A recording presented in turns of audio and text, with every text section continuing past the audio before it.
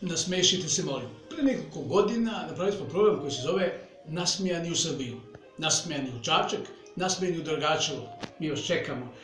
Pozvali smo studente iz sveta, da im pokažemo a gde je to naš Čačak, studente iz Evrope i studente sa Balkana, da im kažemo gde je to Čačak, gde je to Srbija, gde je to Dragačevo.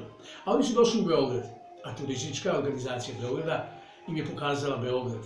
I tamo smo bili i tamo se vozili tramvajem samo za nas, za studente iz čitavog sveta. A bili su iz Indije, iz Kine, iz Meksika, iz Izraela, iz Mađarske. I bilo je lepo. A onda smo otišli u Topolu, a tamo nas je sačekala turistička organizacija Topole. A onda u Gornji Milanovac, tamo u Srpsko-norveškoj kući sa turističkom organizacijom Gornjeg Milanovca.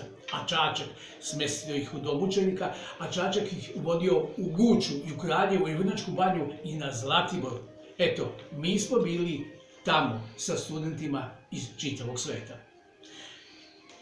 Nasmešite se, molim. Just give me a smile. We just invite students from all over the world to show where is Čačak, where is Serbia, where is Dragačevo. But we have a chance, and it was lucky that about all those sweep around Belgrade, around Topola, Gornji Milanovac, Kraljevo, Vrnjačka banja, Užice, Čačak, and Trumpet Festival in Guča, tell by all other TV program. We was guests on the Radio Belgrade, we was guests on TV Avala, we was guests on the Moja Televizija, we was guests in Čačanski glas, we was everywhere, we was lucky, and I think it's a good idea. Let's do it one more time. Invite the people to come smile in Serbia and go home back with a smile.